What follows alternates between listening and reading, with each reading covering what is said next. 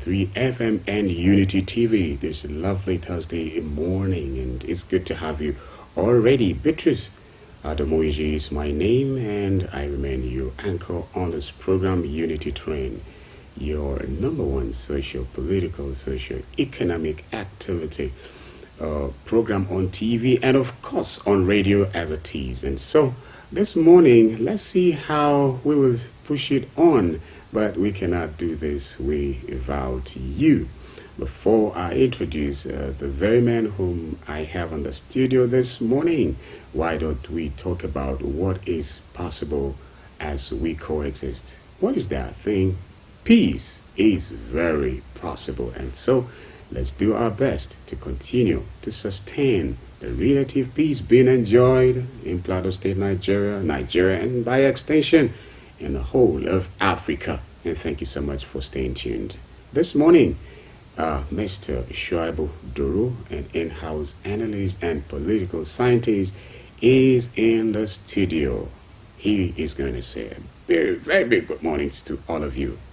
Good morning, Chad. Well, thank you, Kubi. Good morning, viewer and listener. We are happy, we're glad and grateful to be here once again with you. Looking forward to another interesting interaction as usual. Thank you for always staying tuned. Happy Maulud. Thank you again for being here. Yes, you know, there are a lot of things happening in the country today. You cannot argue this fact that we are thrown into a very, very undisputed socio-economic hardship. And probably this is posing lots of, things happening in the country. And so let's just begin with our headlines. And we are beginning on a very sad one here. Doro? Yes.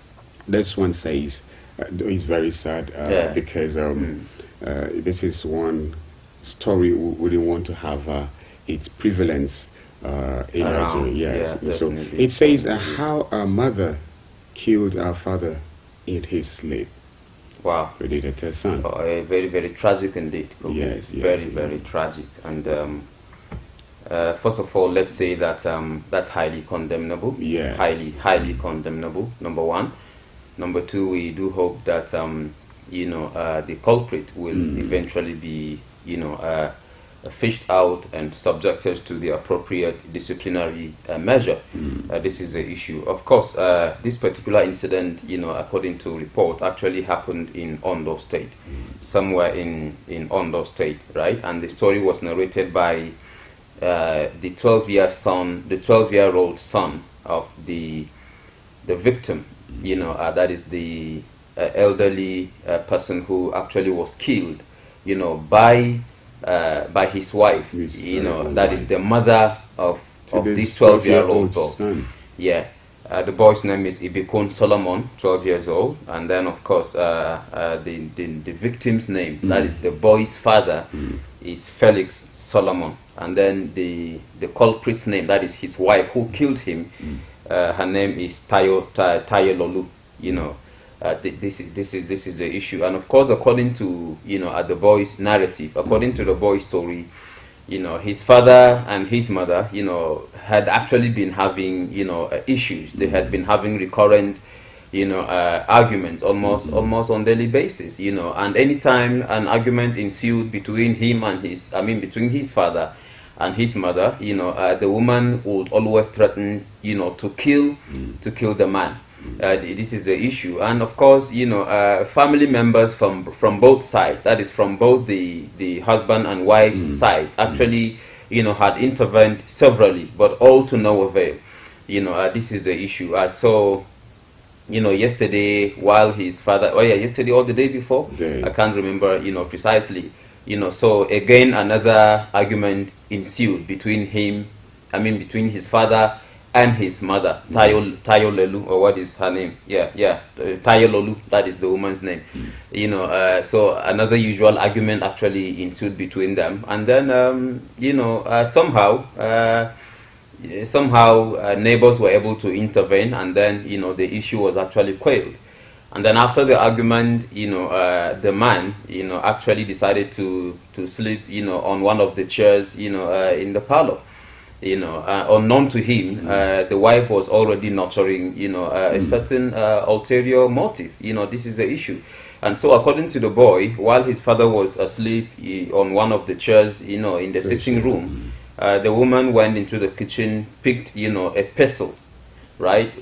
What they call tabaria in Hausa, a pestle, and then actually, hit the father with it, severally, until he actually passed out, and then seeing that, the boy decided to raise the alarm. He quickly, went around the neighborhood to notify neighbors, who immediately intervened by way of actually, rushing, the victim to hospital, where, he eventually gave up the ghost. This is the issue. But again, according to the boy, when the culprit, that is his mother, actually noticed that, her husband had actually, passed out, and sensing that, something, sinister, something dangerous might actually have happened, she decided to drop the pestle with which she actually killed the man, and elope. This is the issue. So even as we speak, she's still at large. You understand? In other words, she has actually, escaped after, killing the man. This is the issue. And so according to the police, of course, efforts are still ongoing, to actually fish her out, and then, bring her to justice. And we do hope that that is actually going to happen. But having said that, could be, you see, like you did say, it's very, very tragic. And seemingly, these sorts of situations where people decide to resort to, to killing others on account of minor arguments here and there, it's becoming a recurrent decimal. In Nigeria, in parts of Nigeria, it's becoming, it's becoming a cankerworm, a hard nut to crack. This is the issue. Sometimes, ago on this platform, we actually narrated the story of a certain woman in one of the southeastern states who, was said to have actually, subjected her, maid, her housemate to, all sorts of inhumane treatment. You understand, as a result of which the girl almost lost her life. God was so kind. The police and neighbors were able to intervene immediately. Otherwise, it would have been an entirely different story. This is the issue. And then here again in northern Nigeria, a few months ago, somewhere in Bauchi, I think you and Professor Bameyi actually, I think, discussed this issue on this platform. Yes. The story of a woman in Bauchi State who was actually said to have killed, her co-wife's, newly born baby. Yes, you understand? This is another story. And then, sometimes in 2014, a certain Rahma Husseini, was actually also sentenced to death, for killing a husband. And then in 2020, a certain Rashida Saidu was also sentenced to death for killing her husband. And then sometimes in 2021, just 2 years ago, a certain Suwaiba Shuaibu also was said to have, killed her husband's fiancée. I think the man was dating a certain woman, you understand, and then, the wife actually got to know about it and decided to take the law into her hands by killing the woman, and things like that. Even here in Jos, a few years in Gangari, here in Jos, we had a certain, a similar situation where a certain young lady was also said to have killed her husband, with a knife, by actually slitting his throat and things like so. All of these things have been there, in the public space, could be, and seemingly, it's been recurrent. This is the issue. I try to. When I actually stumbled on the story this morning, I decided to do a little research on, the possible, causes of some of these dastardly, incidences. I understand that sometimes, of course, poverty is one of the reasons, right? Poverty is one of the reasons. Sometimes you discover that, economic hardships actually tends to breed lots and lots of frustration, between husbands and wives and family members and things like that. you know, and when it gets to a point where, you know, as you know, members of the family are unable to cope, aggression begins to set in, and then you discover that the wife and the woman, you know, naturally become so touchy, so irritable, and things like that, getting angry, so easily, you know, on little provocations and things like that. This is one of the reasons. And then number two, of course, we could attribute it to, domestic violence or abusive tendencies. Of course, you know, we have cases. I mean, we have cases of domestic abuses all over the place. Sometimes, you know, men, decide to, resort to battering their wives, on grounds of, minor misunderstandings and things like that. Sometimes if the woman can't take it anymore, she also becomes reactionary and decides to do something. Some of these things have actually been there. And then maybe we can talk about even forced marriages, like the issue, of this lady here in Jos, in Gangare, some times ago. The issue was attributed to, an arranged or a forced marriage, right, between the girl and a certain person, for whom she never had any feelings, and after the marriage, she made it clear to the husband that, look, if you don't divorce me, I'm going to kill you, because, I was married off to you without my consent. And I think this has been a practice, especially in northern Nigeria, Kulbi, and I think we must emphasize this. I'm speaking as a Muslim, and I do know that, there's no provision, for forced marriages in Islam. It's something that actually, in fact, the precondition, first of all, is the mutual consent of the potential parties. The wife to be, the husband to be, must actually have expressly given their consent before any arrangement can go ahead. But in northern Nigeria, you discover a situation where, parents decide to simply arrange marriages for their sons and daughters without necessarily actually, seeking their consent. Some of these things have actually been, behind some of these, unfortunate incidences and things like that. So I think going forward, some of these cultural, aberrations actually need to be looked at. And then we also hope that, the culprit is in this particular issue will be brought to book so that it actually, can, forestall area. Doro, maybe I love it when you try to bring it home, bring it on the plateau. Yes. So it doesn't look like something that is strange. It's something that hasn't been, as if we've never experienced it, even on the plateau. It's been there. It has been here, and it's true that these days you see, lots of marriages, broken, and then relationship and falling apart and all that. And so you begin to wonder, although it has been there for many years and probably it will continue, even though it's not something we pray for any family at the moment. But of course, I think it's about time for us to begin to see how we can key to being, strengthening, no matter what is happening at the moment, no matter what it is. Let's just know that after all, there's certainly going to be a day that all of these pains will be over go somehow. Away. Yeah, definitely. So there is no need whatsoever to resort to wanting to kill someone who supposedly should be the closest person to you. Yeah, it's very strange. Imagine if as a husband I resort to killing my wife, or wife killing husband. These two people are expected to be the most closest ever in life before any other person, especially in marriage. And so if we are resorting to killing each other at this level, it means no one is safe. And are we contending with insecurity? I mean, are we contending with bandits, armed robbers, kidnappers, or we are now going to be contending with,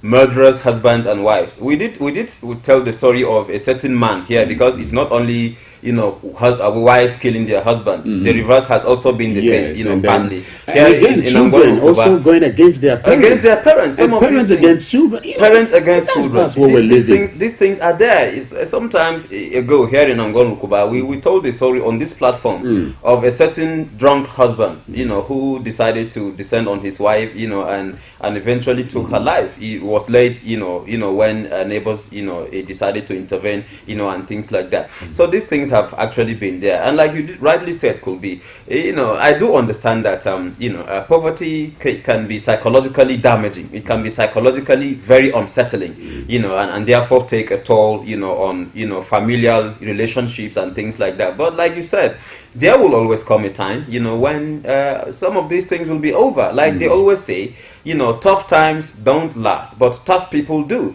If it's poverty, I think at the end of it all, no man wants to be poor.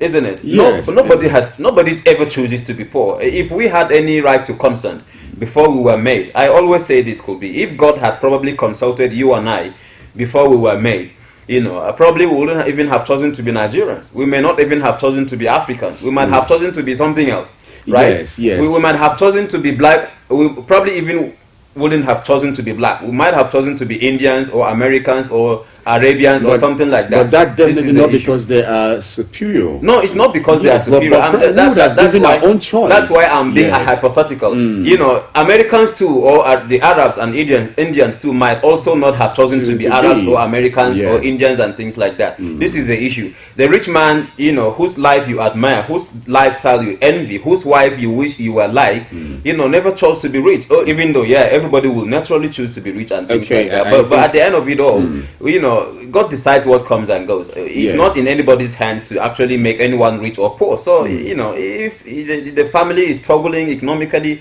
and things like that, I think that is the more reason you should be close. That is the more reason you should be resilient. That is the more reason you should be, encouraging and supportive, so that you can, wriggle through the situation together. But resorting to killing and things like that, I think is extreme.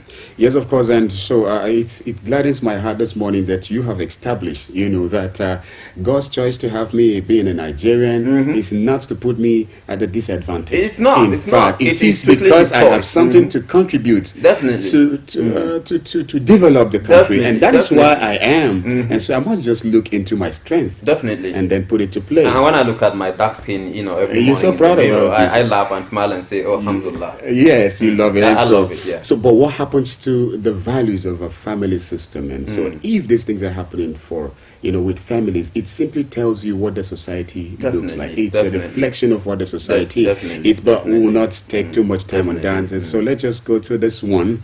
Is from The Nation. It says, Victor Osimhen's agents threatens Napoli with legal actions. And so let's just go down and see what's happening there down spot. I'm sure you do a little there. So we just talked about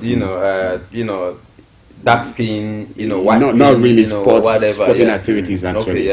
Victor Osimhen is a Nigerian footballer. He plays for a Serie giant, Napoli. This is it. And of course, another tragic note, the story has it that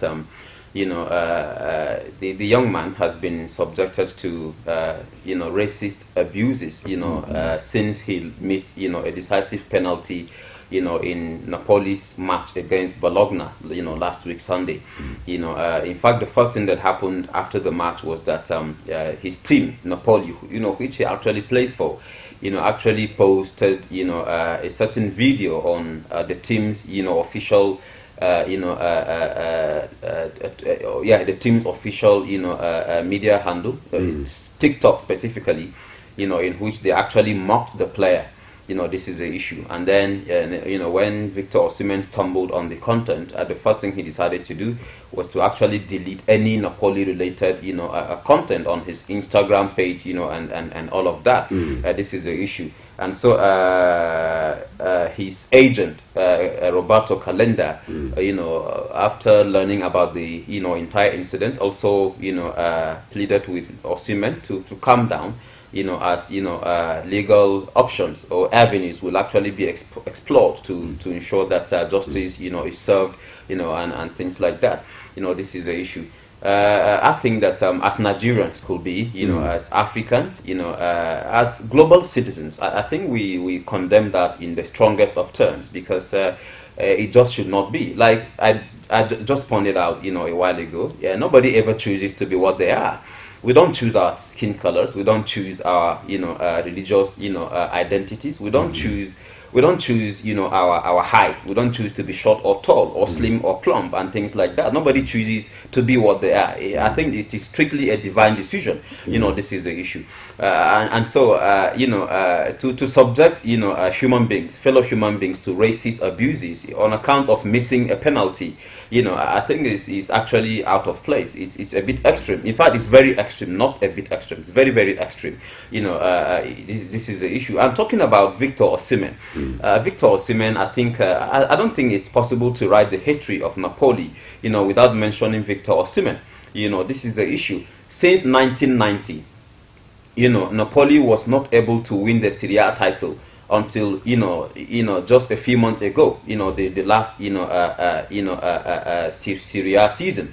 When the young man scored 30 goals, which actually made it possible for Napoli to be able to clinch, their first Serie A title since 1990. That is 30 years ago. This is the issue. And despite some of the, challenges that the young man has faced, here and there, and things like that, on and off the pitch and all of that, this year again, in this, season again, in this Serie A season again, he's been able to score 3 goals in just 5 appearances. This is the issue. And so you can actually see, what a force the young man has been as far as Napoli is concerned. You can see, what a colossus the man represents as far as Napoli is concerned. And so I feel it is very unfair. It is very inhumane and inhuman, to subject such a young man to, such, treatment, given the sacrifices he's made for the club, and all of that. And I think, this issue could be, is not peculiar to Osimhen. It's happened again and again and again. I remember you and I discussed this issue, I think a few months ago, when, Vinicius Junior, a Brazilian, the Brazilian international, who plays for Real Madrid, was also subjected to, a similar treatment by Real Madrid fans, whom he has served for years. And when you see, when you see Vinicius Junior on the pitch when he plays for Real Madrid, you can't help but admire, the young man's energy and talent and footballing skills and all of that. But on account of just 1 or 2 mistakes, and could be. Even as journalists, as social commentators, as broadcasters and things like, I think there are times we also make mistakes, don't we? Yes, I think it is in our nature to always make mistakes, isn't it? Human nature, generally. It's in our nature. And you tell me one player who has never missed a penalty. And in fact, Doro, do you know it is in the mistakes that it finally becomes what was meant to be? This is the issue, especially when it has to do with football. Football is not easy. What we call mistake actually is the path that leads to what it will become. Definitely, it's a serious struggle, and like I was trying to say, if anybody can mention to me one player who never misses or has never missed a penalty or made a mistake on the pitch, and then I will give 1,001 reasons why certain people should be treated in certain ways. This is the issue. We talked about Vinicius Junior, some times ago, and then of course we have other names, like Idris Carlos Kameni, who also suffered similar treatment in Zaragoza sometimes in 2004. And I do remember that referee Alfonso Perez actually had to hold a certain fixture on account of the racist abuse which Kameni suffered in 2004. We have our own African Mario Balotelli. We have Samuel Eto'o, who spent 5 years with Barcelona, where he also was subjected to repeated or recurrent racial abuses and things like that. And then, of course, Yaya Toure, who played for Manchester City and actually had to quit on account of similar issues and things like that. In fact, there had been allegations then that Yaya Toure had to quit Manchester City as a result of his inability to actually get along, with new coach, Pep Guardiola, who, had just taken over the reins of the club, as manager, and things like that. These are some of the issues. So if you look at the entire narrative, could be, you discover that it is seemingly looking like being black is actually, a crime, which is actually not, as far as humanity is concerned, as far as destiny is concerned, as far as life is concerned. This is the issue. And so I think that clubs, because we are being a little bit emphatic on Victor Osimhen and what has just happened to him, with Napoli and things like that. I think that clubs actually have to find ways, could be, to address, some of these, abusive tendencies that, have always been meted out to, players on account of their, skin colors and things like that. I think at the end of the day could be, if there is anything that has the potential, or the capacity or the capability to unite the world, I think it is this footballing activity, isn't it? Yes, and you can see what happens, when Nigeria and when the Super Eagles or the Super Falcons play, against other teams. You can see how Nigerians become. You can see how united we immediately become, when we support Nigeria against, other teams, when they play and things like that. This is the issue. And so when we chant, the names of Samuel Chukwueze, Victor Osimhen, Ahmed Musa, and all of that, you begin to wonder where the division actually comes from. Yes. You understand this is the issue. And this is exactly what happens. I'm a football enthusiast, a staunch supporter of Manchester City, and I know how it feels like when you support a certain club. I'll go with Chelsea, Yeah, well, that means you are on the lower, end of the totem pole, because of course Chelsea has been struggling seriously. It even took, it actually took extraordinary luck for them to be able to get a goal yesterday. It's just a pass. I will agree with it. But I seriously do sympathize with you if you're a Chelsea fan, because it's not going well for Chelsea at the moment. But having said that, like we did say, it's one of those things could be, no team is always in the best of shape, all the time. It's a struggle. It's an up and down thing and things like that. But I'm trying to say, I think something has to be done about these, abusive tendencies, to which players have always been subjected on account of their skin color and things like that, so that football is so that people in the world are allowed to enjoy this activity of football. If you subject players to racist abuses because they are black and things like that, you are turning me off as an African, because you are actually saying that ordinarily I'm supposed to have no business with that. This is the issue. So if you subject Africans to abuses, Africans all over the world would not take it lightly. This is the issue. And if football begins to assume this dimension, then I think it will actually lose its appeal and what makes it so interesting and beautiful. All right, thank you very much, Mr. Doro, for taking us on that. And at this point, our listener and our viewer, just make a choice and don't be a part. Don't be one of those who would antagonize an individual or group of individuals, whether politically or any other way. And so, let's be together. It's a time for us to just go on a short break. We'll be right back. I beg that you stay tuned. Thank you. Mr. Politician, it's good to see you again. It's been so long since you've been here. You had me thinking you were dead. How's your taxpayer mansion? How was your...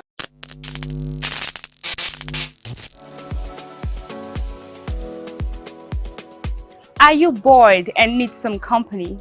Get a TV experience like no other on Unity TV. We are turning up the hits with captivating TV shows, electrifying political programs, music, movies,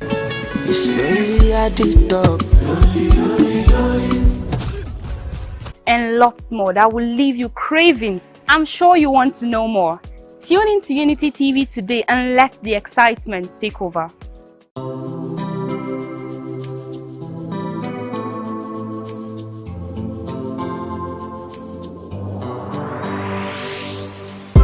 Please pay attention. It starts from the foundation.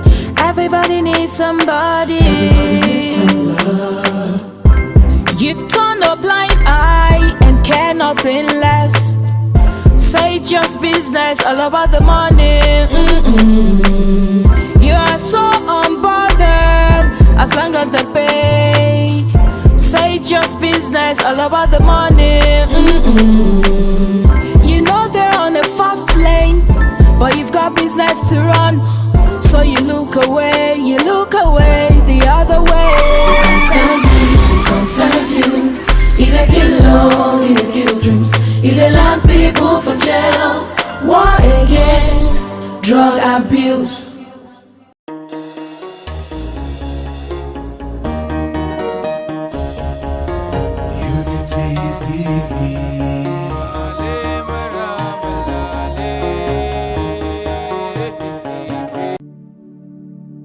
was the head boy in my primary school, senior prefect and best graduating student in my secondary school, but drug abuse almost ruined my life. I was on an average of 2 grams of cocaine per day. I was taking 8 ampoules of pentazosine daily. European shisha, cocaine. I became a user, a dealer, and a gangster. I saw other users drowning. I knew I didn't want to be like them, but I was already trapped. My family disowned me. My employment was terminated. I sold my car, sold my house. I'll go out well-dressed and return shoeless, shirtless in exchange for drugs. I was saying things that were not real, and I once stabbed myself because I felt something crawling under my skin. I contacted NDLEA and started therapy. I spent 3 months in therapy. I spent 8 months. It's easy to relapse, but your mind has to be stronger than the cravings. Drugs does not love you. You are not the one using drugs. Drugs are the one using you. Say no to drug abuse. Mr. Politician, it's good to see you again. It's been so long since you've been here. You had me thinking you were dead. Thank you so much for still staying tuned with us on Unity 93.3 FM Unity TV. Beatrice Adamuije remains my name, and you can call me Cool B. The issues of peace is that aspect that you cannot, throw away. And so you cannot, stop talking about the need for people to live in peace. And so on this station and on this platform is one thing we cannot do without. We don't just say it, we dream about it, we wake up with it, we go down the streets with it, and we make sure we do our best so that there will be that peace which will result in national developments. And so that's what we'll be talking about today and this morning and on this segment. And so I beg that you stay tuned and listen so that you would also make contributions towards the end of it, which of course is going to be your segment. And in the studio, I have Mr. Shabuduru, an in-house analyst and political scientist. He's with me in the studio, and he would say good morning to you. Good morning, viewer and listener. Thank you for staying tuned. Yes, of course. One of the headlines that we have this morning is making me feel that it was, written by members and management of Unity 93.3 FM. You know why? Because it has everything to do with the call to live in peace. And it, from Daily Trust, it says, reps, governors can sue for peace on Idil Maulud. And so we begin the discussion here. Yes. The call to live in peace has been on and on and on. And now, in the spirit of Idil Maulud, now a call for peace, it's been there. Now, if you just look at it on the plateau, we had times on the plateau when the outbreak of civil unrest was during one form of festivity or the other. Definitely. And so it would be good if, even before we have such festivity coming, let's begin to see how we call each other to be supportive in order to have a wonderful celebration. And again, before you even begin the discussion from your own end, Shuaibudoro, now look at it.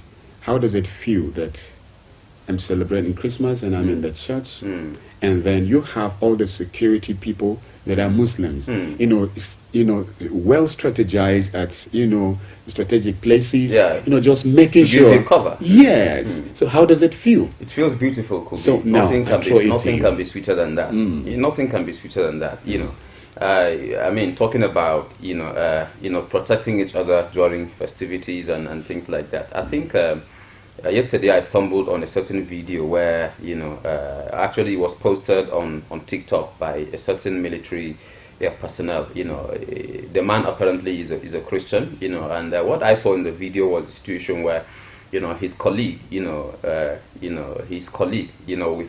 whom they were actually working in the bush, was actually observing, he's a Muslim apparently, and he was observing, a certain prayer, one of the 5 daily prayers, and then his Christian colleague, I decided to keep watch over him. He decided to give him cover. You understand, because situations can be unpredictable, and especially operating in the bush, where anything can actually happen. Your enemy would know that. Yes, ordinarily it is expected by so time. Muslims amongst these people should be praying, and so they will have less. So they might want to take advantage of that to strike and things. Beautiful. And so the Christian colleague decided to give his Muslim colleague cover, double effort, just to ensure that while he prayed, and the caption he actually posted on under the video was, I must protect my Muslim colleague. Religion cannot divide us. We serve this country together. Oh my! It was very beautiful and emotional. And then I wish we could replicate that in every other sphere of our life. Adewumi, one of our regular callers, who Mr. Adewumi, Mr. Adewumi, who always pray for us. Who always pray. That's the first thing he does anytime he calls, and I think we pray to God to reward him abundantly for always doing that. He shared a certain story, some times ago when we were discussing issues of interreligious harmony and things like that, and that story was very touching. It has resonated with me since then. He did say that he had spent years, he had spent years in Dubai. Is it? I hope I'm right. Is it Adewumi or the other guy? Mr. Kingsley. Mr. Kingsley. I think he's the one. He said he had spent years in Dubai, for business, purposes and things like that. And as a Christian, as a Christian, and then he did say that, during his years in Dubai, he wished he could even, continue, even become a Muslim because of the manner in which he was treated and things like that, But coming back to Nigeria, it became an entirely different story altogether. It's like there are two different practices. This is the issue. And he even confessed the other day that, in his business, vicinity around Terminus, anytime he has a slight, a misunderstanding with a Muslim and things like that, the reaction is normally always, extreme, and things like that, and so we're actually saying that, when people behave in this manner, it tends to create doubt, and I've always said this could be, if I'm a Muslim, I would ordinarily wish that every other person was a Muslim. But it's something that can't be. Because, God has his own reason for, making us what we are. If you're a Christian, you would wish every other person was a Christian. But it can't be. Because I don't imagine a world where everybody suddenly becomes, a follower or an adherent of a certain religion and things like it can't be, but I think the best that we can do is to actually, sort of manifest the beautiful teachings, of our religions and things like that. This is the issue. Now, coming back to the issue of Maulud, which was celebrated or observed yesterday by, the millions of adherents of the Tijaniya, movement. Of course, in the euphoria of the celebration yesterday, I shared a certain thought on my Facebook page where I said that, the Tijaniya movement, whether anybody likes it or not, is a force to reckon with, because it's a movement that has got millions of followers, within and outside Nigeria, especially in the West African part of the globe, in Ghana, in Mali, in Niger, in Senegal, in Nigeria, and things. You've got millions of followers. This is the issue, and so I think that the best that we can do is to identify with the people who, because like we were saying before we came. I mean, like we were saying when we were off air. It's not like Eid al-Kabir or Eid al-Fitr that is observed by all Muslims around the world. It is strictly a sectarian affair. And so even while the celebration was going on yesterday, there were Muslims who, for certain ideological reasons, actually didn't feel they could be a part of it. This is the issue. And so I do understand that, adherents of the Izala, sect actually did not take part in the celebration. but those of the Tijaniya movement, were the ones who were neck deep in the whole thing and things like that. And you needed to see the multitude, the crowd, the crowd in the stadium, in the Rangpam Stadium, which was for the us, venue. This is the issue. Yes. This is the issue. And so I'm saying that when it's time for adherents of a certain religious group or of a certain religious sect to celebrate a certain festivity, I think we have no business wanting to condemn what certain people do, because I think at the end of the day, it's a belief, isn't it? Yes. And belief is very powerful, it's very strong, right? Like I always say, there is nothing you can do to dissuade the millions of people who believe that every 12th of Rabi'ul Awwal is supposed to be commemorated as the birthday of Prophet Muhammad. This is the issue. Adherents of the other sect, the Israelites and the other sect will normally say that Prophet Muhammad did not set any such precedence. He didn't celebrate a birthday, and so other people have no business celebrating it and things like that. Okay, but it all boils down to issues of interpretation, because as far as I know, even within Christianity, there are denominational differences and things like that. Yes. You understand? Yes. This is the Pentecostals will normally tell you that there are certain doctrines they believe in that probably the Jehovah's Witnesses might say they have issues with and things like that. I think it's all over the place, isn't it? Yes. But I think at the end of the day, it boils down to differences in interpretations, in how we are able to understand some of the teachings of Prophet Muhammad, some of the teachings of Jesus Christ, and things like that. Okay. This is the issue. You want to say something? Yes, I just want us to, now that you have taken us to look at some of those differences in terms of belief, in terms of interpretations, and also in terms of doctrinals. And things like yes, that. And so why don't we again begin to see what informed the need to call for peace on and on when there is an annual or there is any of such celebrations coming on. Yes, so let's begin to look at that as well. The need to call for peace. Yes, I think it's because at the end of the day, peace is indispensable, and I think it boils down to what we have said all along. The fact that you can't.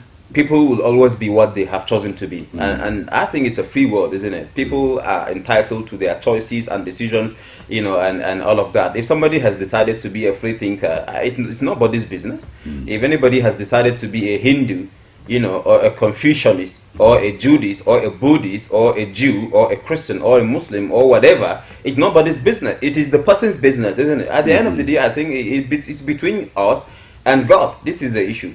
So, the Christian Association of Nigeria is actually saying, let there be peace.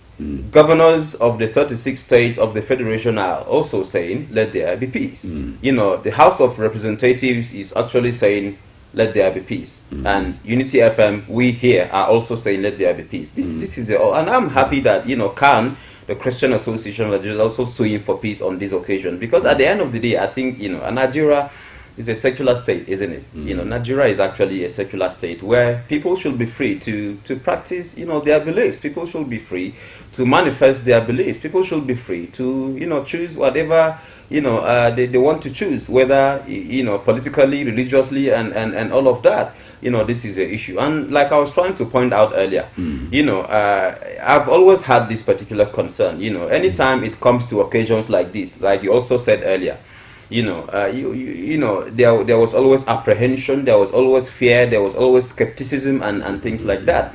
I do recall, and maybe nostalgically, that a few years ago here in Jos, it was not possible for Muslims or Christians to go to churches and mosques respectively, without having to be given cover either by the police or the military. You understand? There were due yes. to the situation of things at that time. This is an issue.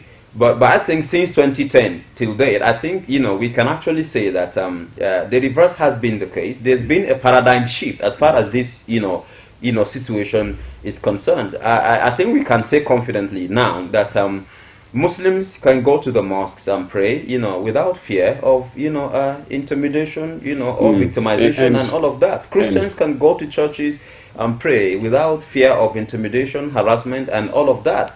Yes, and Doro, again, if you would still have some security people post around, standing around as you observe your prayers and so on and so forth, whether Christians or Muslims or... I would love to have a situation where we begin to have this trust, begin to trust each other, that you can have a Christian security personnel standing just to keep watch of Muslims praying, not having to fear that he's a Christian and he's a security person. So if by the time we begin to get to this level, it simply means that we're beginning to regain that trust that we used to have in each other, yes. Yes, and again, not having just Christians, having to have themselves around, some of them being, taking over the responsibility, or taking away, keeping watch. Definitely. So definitely. why don't we have ourselves together, like you were trying to also, draw attentions to, in the case of Mr. Kingsley Barnabas, who always called us from terminals, would say, in his years in Dubai, he had his time staying in the mosque. There were occasions on which he even slept in the mosque and things like that. And then he would only have to move out of the mosque because it was time for prayer. And after the prayer, he goes back into the mosque, as a Christian. And it's not as if he tried to hide his identity and religion or anything. They knew he was a Christian. I mean, could be. Kingsley Barnabas is still a Christian, as far as we know. So he is a Christian. So the fact that he used to maybe, spend minutes or, probably even sleep in the mosque back in Dubai, it didn't make him a Muslim, did it? It didn't. This is what we keep saying. This is what we keep saying. The fact that, I tolerate, my Muslim friend, my Muslim colleague, my Muslim co-worker, my Muslim classmate, my Muslim classmate, my Muslim neighbor, it doesn't make me a Muslim. The fact that I tolerate my Christian neighbor or friend or co-worker and things like doesn't make me a Christian. You understand? And I think circumstances could be, social conditions are gradually changing, aren't they? The world is becoming more and more liberal, and that is why today you have families where there are adherents of both religions. You've got families, where there are Muslims and Christians and things like that. You understand, this is the issue. I am aware of, Christians who all of a sudden decided to become Muslims for reasons best known to them. I'm also aware of Muslims who all of a sudden decided to become Christians for reasons best known to them. And who are you to stop it? You in no position, nobody is in any position to stop it. But what we are saying is that, whether we like it or not, we are locked, in this thing together. Whether we like it or not, there will always be Christians, there will always be Muslims, there will always be Hindus and Judists and Buddhists and all of that. Nobody can wish this phenomena. It's a reality that we actually have to live with. And so, if you can't stop a Muslim from being a Muslim, if you can't stop a Christian from being a Christian, then what is the best thing to do? The best thing to do is to actually shift grounds. Is to have a point of convergence. The best thing to do is to just simply learn to coexist. You understand? Because at the end of the day, I think that we are all actors, right? We are all participants. We are all partakers in this whole thing called life. This is the issue. There are things that I possibly can't do without some Muslims somewhere. There are things that I possibly can't do without some Christians somewhere, right? This is the issue. And I think if you take me as a person, for example, if I'm telling the story of my life and what has been and all of that, I've had Christians who have played a role or two in making me who I am. You've probably also had some Muslims who have played a role or two, in making you who you are, right? Throughout my 5 years in the University of Jos as a student of political science, I was never taught, I think I was only taught by 1 or 2 Muslims, led Professor Shuaibu Galadima, you understand, former DG of, NIPS and all of that. I think he was the only Muslim, and then probably Professor W.O. Ali, who also was. I think in the entire department could be the only Muslim lecturers I had were 2. And we had more than 20, 30 lecturers in the department, right? So if I'm telling my life story today, I think, I actually must acknowledge the roles those 20, 25 Christians actually played, in giving me the education that has actually broadened my horizon, shaped my worldview, changed my mindset, and made me who I am today, and even made it possible for me to be able to sit here today, and share thoughts on issues and things like that. This is the issue. And so what I'm trying to say is that life belongs to all of us. The world belongs to all of us. Nigeria belongs to all of us. This is the issue. And there is nothing anyone can do about these affiliations and differences, because they are strictly divine. God is responsible for these things. God decides who is a Christian, who is a Muslim, who is a Shiite, who is Israelite, who is a Tijaniya, whatever. God decides these things. There is nothing anyone can do about it. Okay, Doro. Gone are the days, I don't know what you will make of this. Gone are the days when we were used to, when if there was any evil, if there was anything mated against, maybe let's take for instance, if there was anything evil mated against the Christians, then it is perceived that it must have come from the Muslim.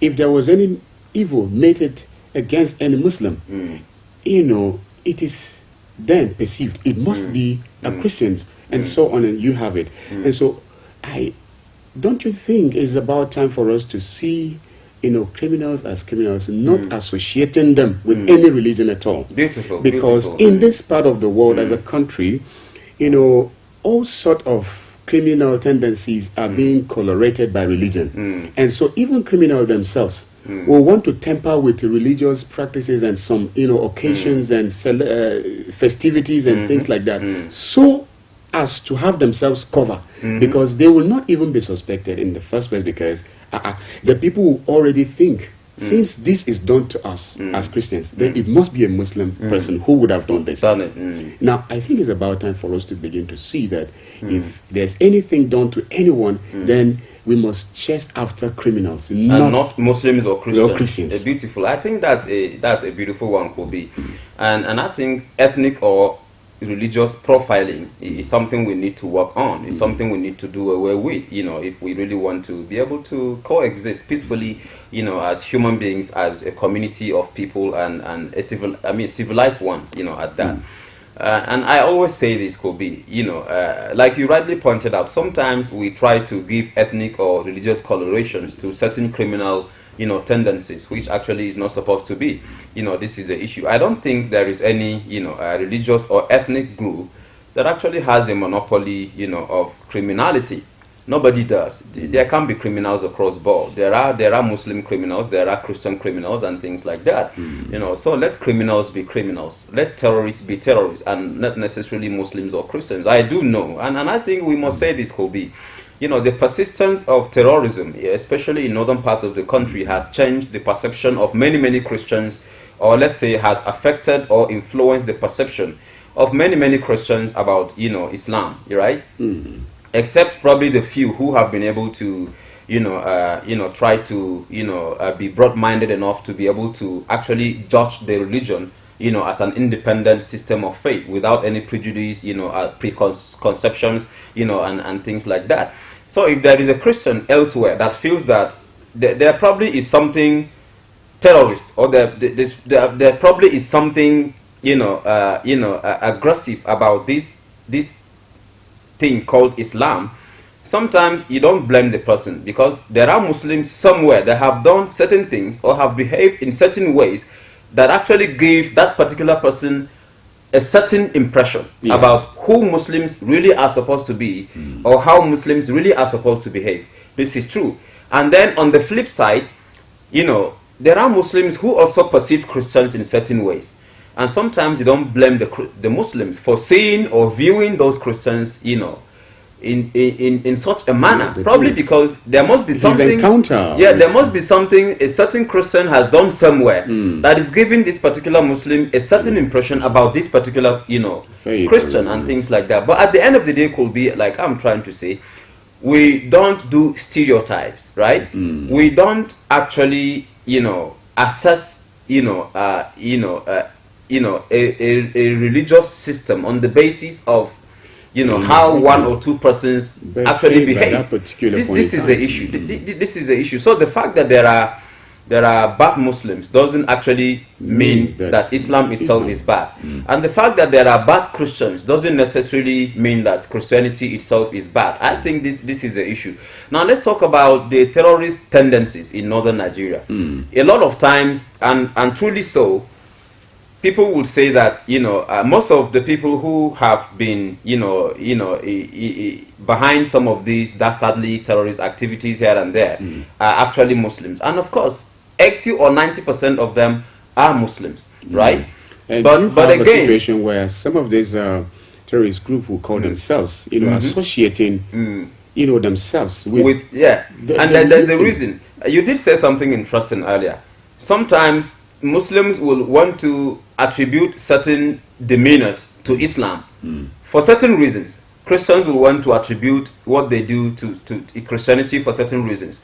Now, when Muslim terrorists decide to attribute what they do to Islam or associate what they do with Islam, normally it is just to sort of legitimize what they do. It is just to appear to have a superior moral argument, maybe in order to be able to win more converts, you understand, to be able to deceive vulnerable Muslims, and things like that. This is the issue. But there is nowhere, as far as I know, either in the Quran or in the Hadith of Prophet Muhammad, where any terrorist tendency is actually supported or encouraged and things like that. And I'm sure the same thing obtains even in Christianity and all of that. So when people attribute certain things they do to certain religions, I think at the end of the day the idea is simply to deceive or to actually legitimize such criminal activities and things like that. But it's not necessarily because that is exactly what their religion actually teaches them. So I think if we are judging Islam and Christianity, I think we need to judge them independently as systems of faiths and not necessarily on the basis of what Muslims or Christians do. This is the issue, because it is one thing to have a Christian, it's another thing to have a believing or a truly practicing Christian. Millions of people will call themselves Christian, but if you look at the lifestyle of Jesus Christ, you discover that there's a standard deviation. Millions of people will call themselves Muslims, but if you look at what Islam prescribes as a way of life and what those Muslims do, you discover that they are actually at par. They are completely parallel. This is the issue. And so I think to cap it all on this could be, on this occasion of Eid al-Mawlud, I think that we will only do well to actually congratulate the millions of Muslims who believe that it is a meticulous act of worship, you understand. And then if we have any reservations about it, I think that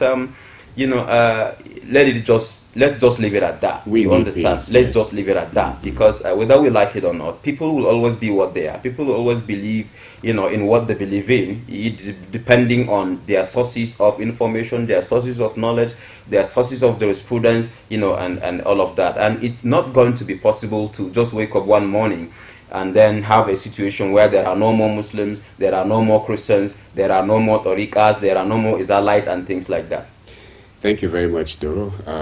Our viewer and our listener, your perceived enemy, your perceived political adversary will always be accused of anything that happens to you. Sometimes you may be right, but in most cases, you may be wrong. And so let's just choose to trust one another, and then peace will naturally flow. At this point, we're going to break again. And when we come back, it's going to be your time. And so I beg that you stay tuned. Thank you.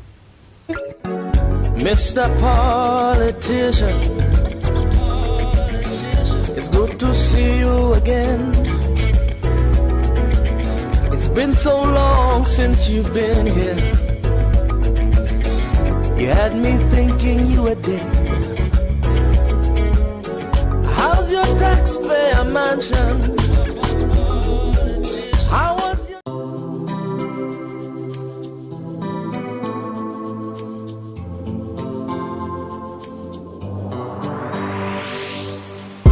Please pay attention. It starts from the foundation. Everybody needs somebody. Everybody needs some love. You turn a blind eye and care nothing less. Say it's just business, all about the money. You are so unbothered. all about the money. You know they're on a fast lane, but you've got business to run. So you look away the other way. It concerns you. It a kill love, it a kill dreams. It a land people for jail. War against drug abuse.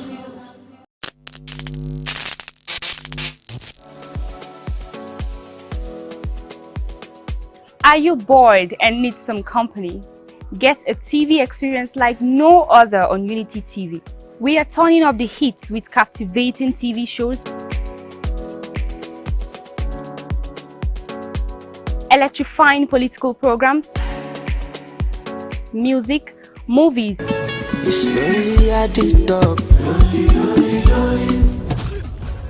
and lots more that will leave you craving. I'm sure you want to know more. Tune in to Unity TV today and let the excitement take over.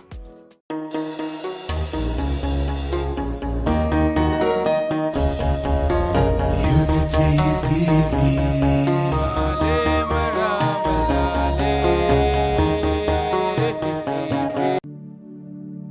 I was the head boy in my primary school, senior prefect and best graduating student in my secondary school, but drug abuse almost ruined my life. I was on an average of 2 grams of cocaine per day. I was taking 8 ampoules of pentazosine daily. European shisha, cocaine. I became a user, a dealer, and a gangster. I saw other users drowning. I knew I didn't want to be like them, but I was already trapped. My family disowned me. My employment was terminated. I sold my car, sold my house. I'll go out well-dressed and return shoeless, shirtless in exchange for drugs. I was saying things that were not real, and I once stabbed myself because I felt something crawling under my skin. I contacted NDLEA and started therapy. I spent 3 months in therapy. I spent 8 months. It's easy to relapse, but your mind has to be stronger than the cravings. Drugs does not love you. You are not the one using drugs.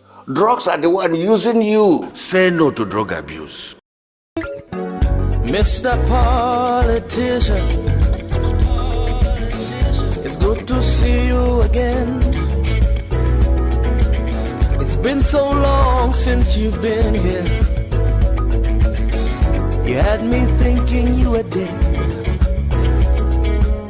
Thank you so much for staying tuned to Unity 93.3 FM from the city of Jos, Plateau State, Nigeria, the home of peace and tourism.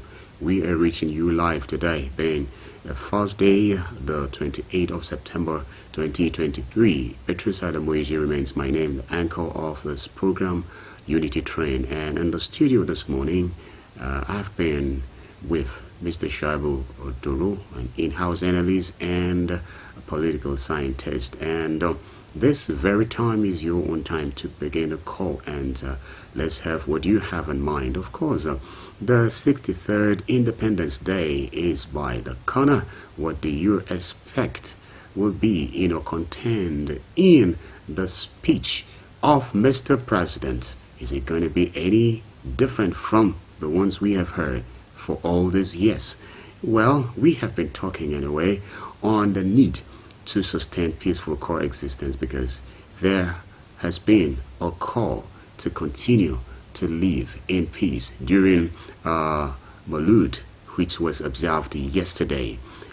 Thank you very much for still being there. And at this point, the number to join us this morning on Unity Train remains the same: 070-3235-3315. And if you want to be with us live on our Facebook page, just go Unity Radio FM/TV Jos. You'll be live with us.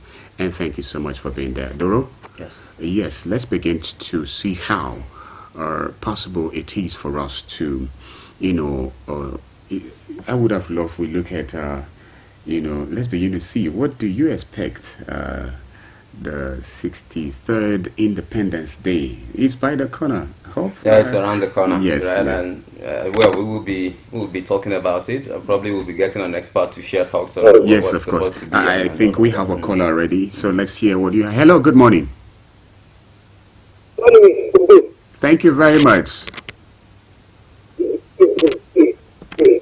Okay, we barely can hear you. Oh mind, you may need to call us back on 07032353315. And just tell us your name, where you're calling us from, and then you go in a minute. You drop your own thoughts concerning issues that we have. Hello, good morning. Good morning, Mr. Kubi. Oh, good morning. Amen. Welcome. Mr. Doro, this is Adi coming from Bochi Road. Oh, thank you very much, and amen already.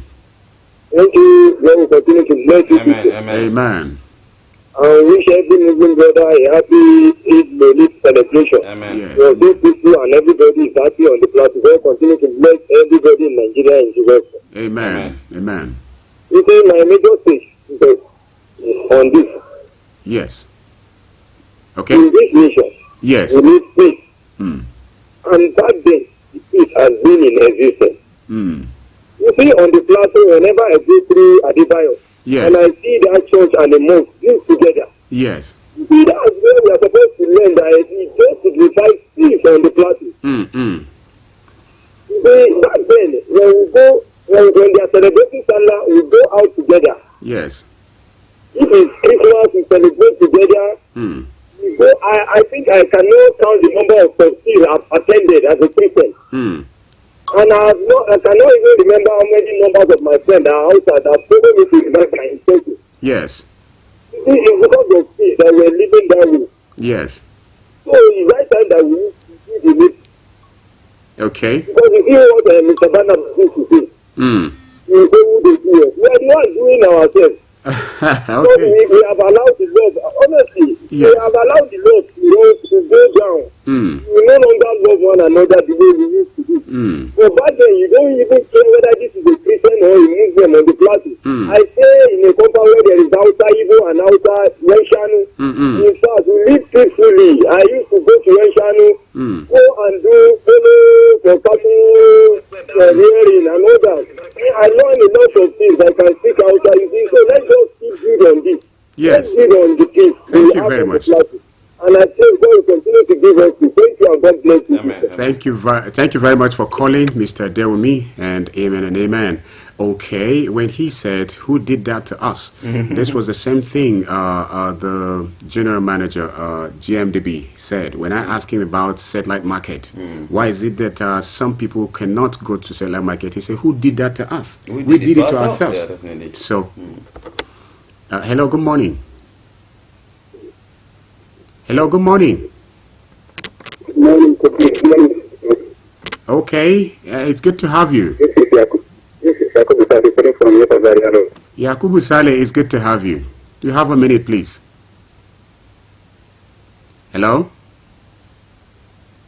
Oh, it looks like Hello, we lost Yakubu Sale. I beg that you call us back. The line remains the same. Hello, good morning. Hello? Good morning. Good morning. Thank you very much, sir.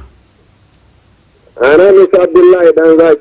Oh, For record. Oh, from Records. It's good to have you. So, you have a minute, please. Hello? Yes, you have a minute.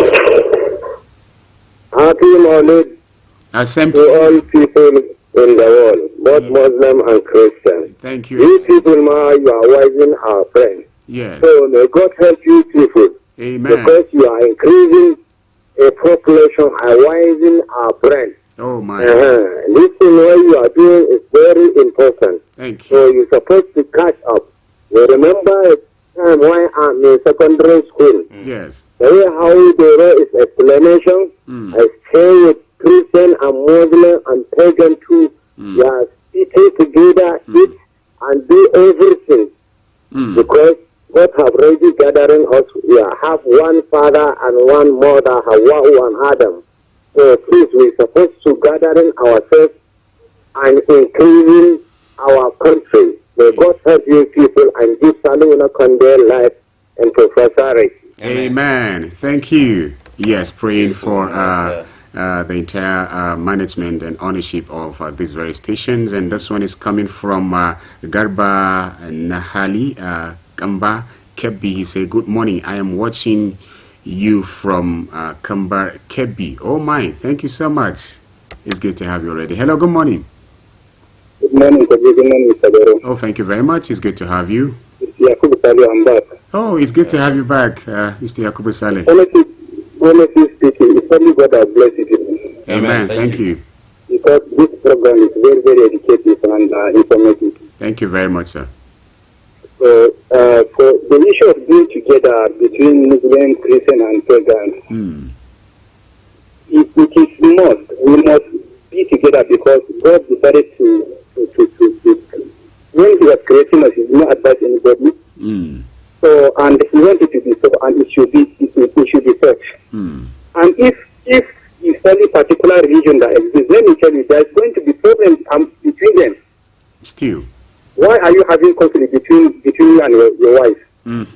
Because between tongue and teeth, there must be understanding one day. So the teeth may bite the tongue. So the best thing is to apologize and say a big sorry. That's all. All right. I want to advise Mr. President, please, you should use the remaining 2 days to study the history, to go over the history. Why are you celebrating Safa Baliwa, Sardauna, Awolo, and the rest of them? Yes. Because they did something that is tangible, so everybody wants to be like them. Yes. So if Mr. President wants to be like them, what did he do? What did they do? And what is he doing now? All right. So I believe when he went to school, honestly, he was studying and he was being taught by them. All right. And now you are studying and even to get the school fees is a problem. So you should try and do something that will make the Nigerians to be happier than they are, please, to make sure that you look for the solution to solve our problem. Thank you. God bless you. Bye-bye. Oh, thank you very much. Doro will be responding to some of these calls later on our Facebook page. This one is coming from Balen Gwari Y. Rano. He's saying good morning to you. And hello, good morning. Hello, good morning. Hello, good morning. Good morning. Oh, thank you very much. We can hear you. Yes, I can hear you, sir. Good morning, all of you. Good morning, thank you. God bless you today. Amen. Amen. My name is Mustafa Alibaba. Okay, Mustafa, it's good to have you. Hello, can you hear me? Yes, I can hear you. Go ahead. Okay, sir. I'm a black man. I stay in Gwanda, Musa. Okay. Before I become a black man, I was a footballer. Okay. Civil servant. Okay. And this situation that you call unity, the purpose of creating this situation is just to embrace both the Muslim and the Christian. Both the human, both the sensible and the non-sensible. So the issue that brought me this morning to talk about the issue of unity gathering is very important. I know 1 minute is just too small for me. Okay. But sincerely, I appreciate the people. Okay. And the topic you brought here is very important. Okay. Actually, this thing is Christian. I'm a Muslim. I'm a Muslim. My background is Islam. Okay. And I stay with Christians. Okay. And I brought Christians up.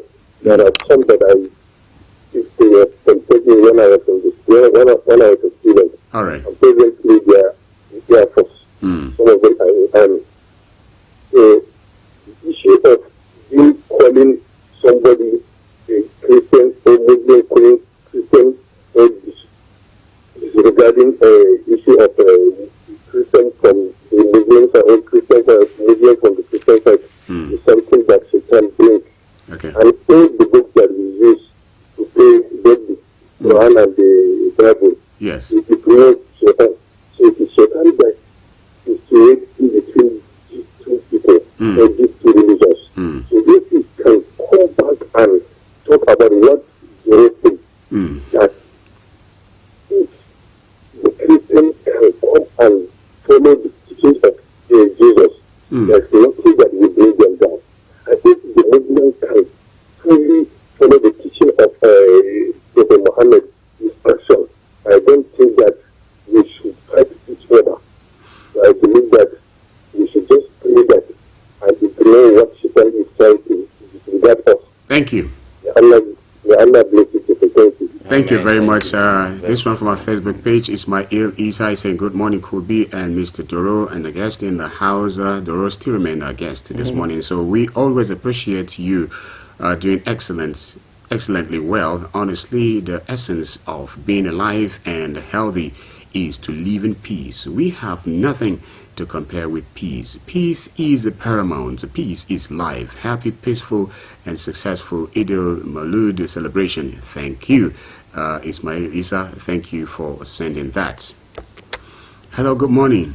Hello, good morning. Oh, thank you very much. Good morning, sir. Thank you. You're welcome, sir. Morning. Yeah, my name is Comrade Patrick Okora. I'm calling from Brunei School here in Good morning, everybody.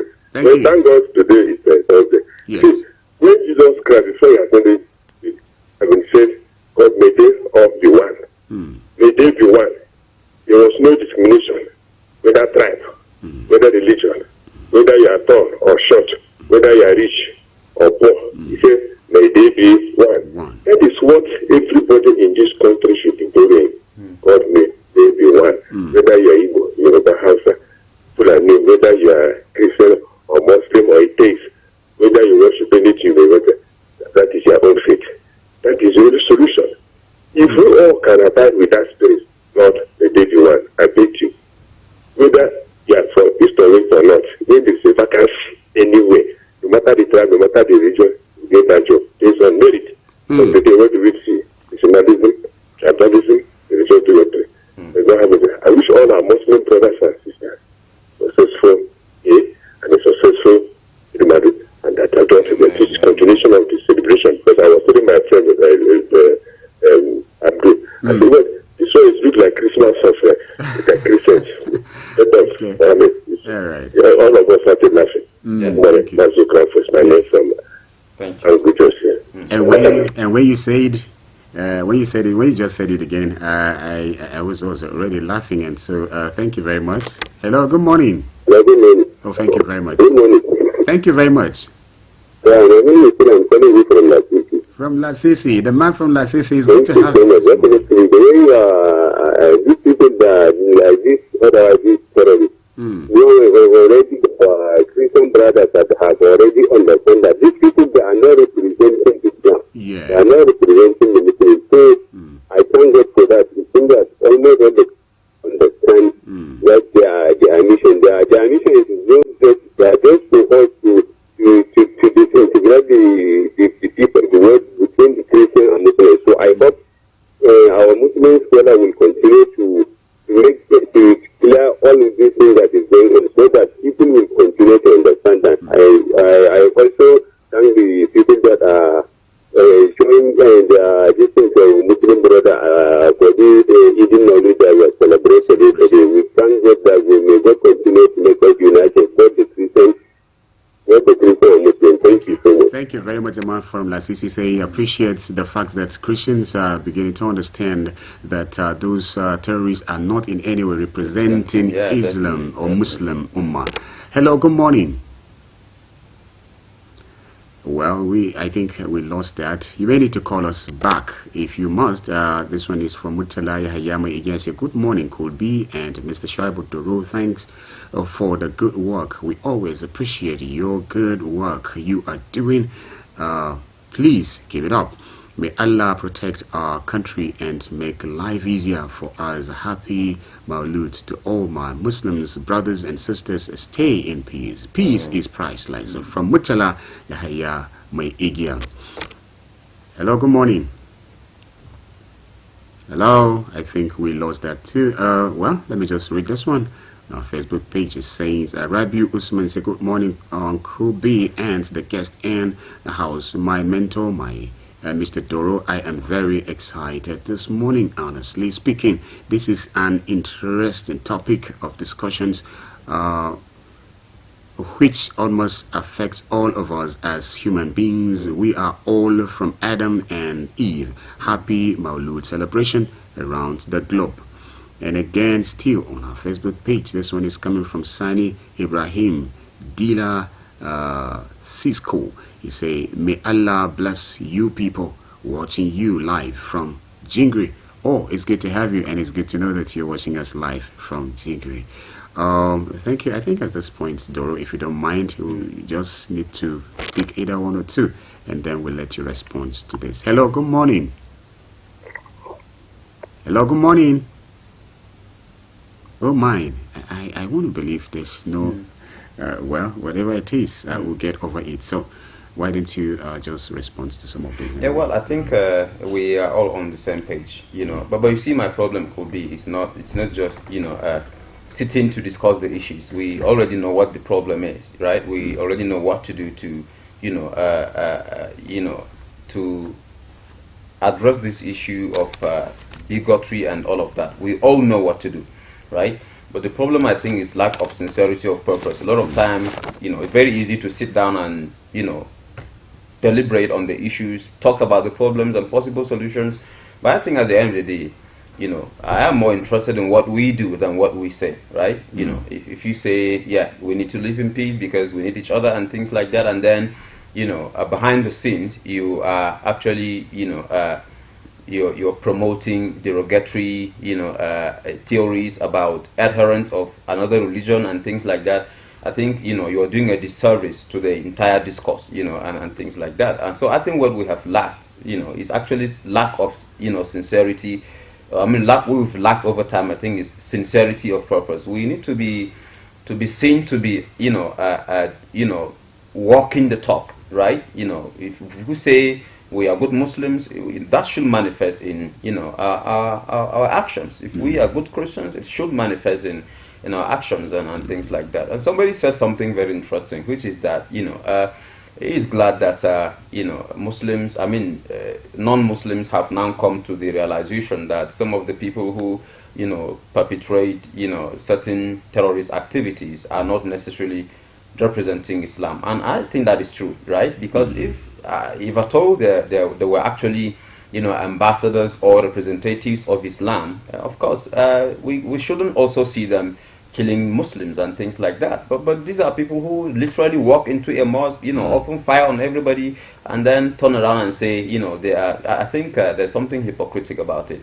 This is the issue. And so at the end of the day, I think, you know, like Comrade Mazi Patrick Okorafo has also said, you know, we are all stuck here. We are all in this together, right? You know, the responsibility of, you know, promoting humanity is collective. It is not the exclusive reserve of any Muslim or any Christian, right? We are talking about human beings. I think, you know, at the end of it all, humanity supersedes everything, right? Yeah, we see ourselves, first of all, as human beings before we are, you know, what we actually are. This is the issue. And nobody stops any Muslim from being a Muslim, or nobody stops any Christian from being a Christian. Nobody stops even pagans or free thinkers from being what they are. Yes. But the world belongs to all of us. Yes, of course, and we must learn to live together as one, of course. And that's what is coming from, okay, he's saying, GM, let's be mindful of how we use our tongue. Marriage is not for kids. If you can endure the foolishness of woman and stupidity of a man, then remain single. Sometimes it takes a sadness to know happiness, noise to appreciate silence, absence to value presence. Cherish both sides of divine, for God knows best. Hassan, I want to believe Hassan Garba, and thank you so much. I read it because that's not an insult. It's just to describe that, yes, of course, there are ups and downs. And so let's learn to live together. We will really appreciate if you communicate with us. If you're watching us live, either from Facebook page or you're watching us on free to air on TV, we will appreciate so to get to know what we need to do there. The crew would really appreciate that. So what's your final words? Final words, you know, happy Eid al-Mawlud to the Muslims who are celebrating it. For those who are not celebrating it, yeah, you know, I think we will not do, it wouldn't be bad to wish those who are celebrating it well and to help them to celebrate it peacefully, you know, and all of that. I'm glad it was done peacefully yesterday, and we hope that we are going to sustain, you know, replicate that in subsequent festivities and all of that. And while we look forward to 1st October, we do hope that at the end of the day, you know, we will all be, you know, partakers in the Nigerian project, you know, and all of that, so that we all coalesce together and be able to actually succeed together. God bless Nigeria. Yes, 11 Nigerians are expected to be awarded special awards during the 1st October period. And so if you want to be one of those who would in due time and in the nearest future to be awarded a special award by Nigeria, of course, you have to do something today so that you'll be remembered tomorrow. And thank you so much for joining us on Unity 93.3 FM and TV. And thank you for being there. Thank you for calling. Thank you also for sending in your comments on our Facebook page and also as an SMS. And so we have come to the end of today's edition of Unity Train. And tomorrow is going to be another beautiful day and the end of it for this week. And so thank you so much. And stay tuned for other programs on this channel. Bye-bye. Mr. Politician, it's good to see you again. It's been so long since you've been here. You had me thinking you were dead. How's your taxpayer mansion? How was your...